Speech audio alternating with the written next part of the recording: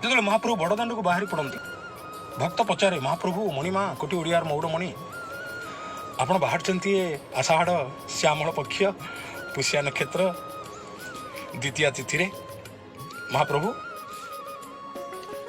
ସତ କହିଲେ ଆପଣ କାହା ପାଇଁ ବାହାରିଛନ୍ତି? ମହାପ୍ରଭୁ ହସି ଦେଇକି ଉତ୍ତର ଦିଅନ୍ତି, ତୋ ପାଇଁ ରେ। ଏ ଯାତ୍ରାର ନାଁ ପରା ପତିତ ପାବନ ଯାତ୍ରା। ତୁ ପତିତ ହେଲେ ମୁଁ ତୋତେ ପାବନ କରିବା ପାଇଁ ଆସିଛି। ଆଉ ଜାଣିଛୁ, ବର୍ଷକରେ 352 ଦିନ ତୁ ମୋ ମନ୍ଦିରକୁ ଆସୁ। ସବୁବେଳେ ତୁ କ'ଣ ମୋ ମନ୍ଦିରକୁ ଆସୁଥିବୁ? ସବୁବେଳେ କ'ଣ କିରାନୀ ହାକିମଙ୍କ ପାଖରେ ହାତ ଯୋଡ଼ି ଠିଆ ହେଉଥିବ? ହାକିମ କେବେ ନା କେବେ କିରାନୀ ପାଖକୁ ଆସିବେନି? ମୁଁ ସେମିତିକି ହାକିମ ନୁହେଁ, ତୋ ପାଇଁ ଆସିଛି। ଭକ୍ତ ଖୁସି ହେଇଯାଏ। ବାଟରେ ଗଲାବେଳେ ପଡ଼େ ମାଉସୀ ମାଆର ଘର ଅର୍ଦ୍ଧାସନୀ। ପଚାର, ଧନ ମୋର କାହା ପାଇଁ ଆସୁଛୁ? ନା ଆଉ କାହା ପାଇଁ ଆସିବି? କେବଳ ତ ତୋ ପାଇଁ। ଲକ୍ଷ୍ମୀ ସରସ୍ୱତୀଙ୍କ ହାତ ରନ୍ଧନା ବହୁତ ଖାଇଲେଣି ଲୋ ମା। ସବୁବେଳେ କ'ଣ ସ୍ତ୍ରୀ ହାତ ରନ୍ଧା ଭଲ ଲାଗେ? କେବେ ମା ମାଉସୀର ହାତ ରନ୍ଧା ଦରକାର ନା।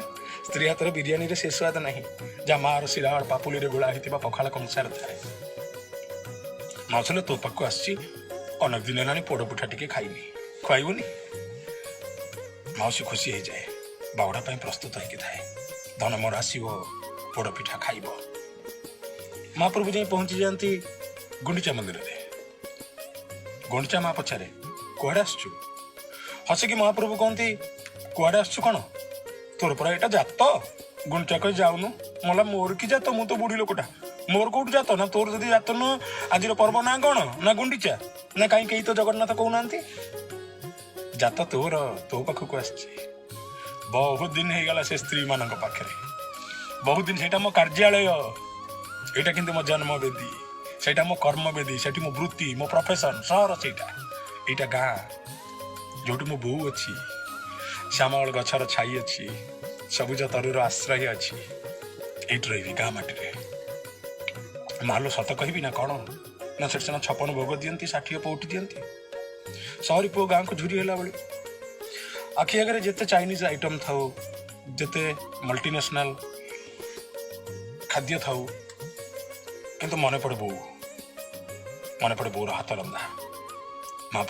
ମହାପ୍ରଭୁ ଆଖିରୁ ଲୁହ ଝରି ଦେଇ କହନ୍ତି, ବୋଉ ଲୋ, ମା ଲୋ, ତୋ ହାତ ରନ୍ଧା ଟିକେ ଖାଇବିନି?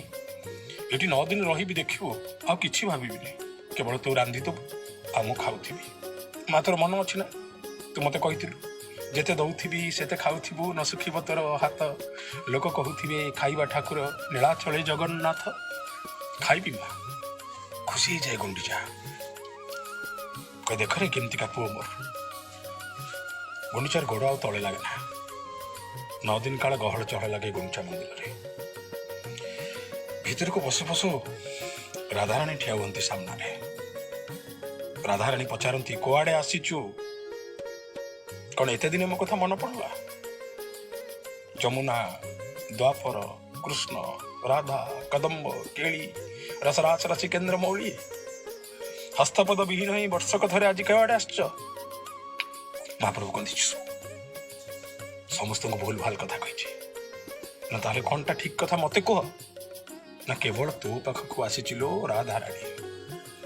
ଏଇ ଯୋଉ 9 ଦିନ ମୁଁ ତୋରି ପାଖରେ ରହିବି, ଏ 9 ଦିନକୁ ଲୋକ କହିବେ ନବରାସ, ମହାରାସ। ରାଧା ଆଉ କୃଷ୍ଣଙ୍କର ଯୁଗଳ ରାସ ଚାଲିବ ଏଠି, ଅମୃତମୟ ରାସ। ସମଗ୍ର ବିଶ୍ୱ ଦେଖିବ। ସ୍ତ୍ରୀ ମାନଙ୍କ ସାଙ୍ଗରେ କ'ଣ ରହିଯାଉଛି? ଆଲୋ ଖାଲି ବାହା ହେଇ ପଡୁଛି ବୋଲୁ। ପ୍ରେମିକାର ସ୍ୱାଦ କ'ଣ ସ୍ତ୍ରୀ ଦେଇପାରେ? ପ୍ରେମିକାର ସୁଖ କ'ଣ ସ୍ତ୍ରୀ ଦେଇପାରେ? ପ୍ରେମିକାକୁ ଥରେ ସ୍ମରଣ କରିବା ଯାହା, ସ୍ତ୍ରୀ ସହିତ ସମଗ୍ର ଜୀବନ ରହିଲେ ବି ସେତିକି ସୁଖ ମିଳେ ନା। ତୁ ମୋର ଲୋ, ମୁଁ ତୋର। ରାଧାରାଣୀ ଖୁସି ହେଇଯାଏ। ଏବେ ଭାବନ୍ତୁ, ଭକ୍ତକୁ କହିଲେ ମୁଁ ତୋ ପାଇଁ ଆସିଛି, ମାଉସୀ ମା ଅର୍ଦ୍ଧାସନୀକି କହିଲେ ମୁଁ ତୋ ପାଇଁ ଆସିଛି, ଗୁଣ୍ଡିଚାକୁ କହିଲେ ମୁଁ ତୋ ପାଇଁ ଆସିଛି, ରାଧାଙ୍କୁ କହିଲେ ମୁଁ ତୋ ପାଇଁ ଆସିଛି। ଏ ସବୁକୁ ଦେଖୁଥିବା ଓଡ଼ିଶାର ଅନନ୍ୟ କବି ଗୋଦାବରୀଶ ମହାପାତ୍ର ଏ ସବୁକୁ ଦେଖି ସାରି କହିଲେ, ସତରେ ମହାପ୍ରଭୁ ଏକା ଭଦ୍ରଲୋକ, ଆଉ ଓଡ଼ିଶାର ଭଦ୍ରଲୋକ କେହି ନାହିଁ।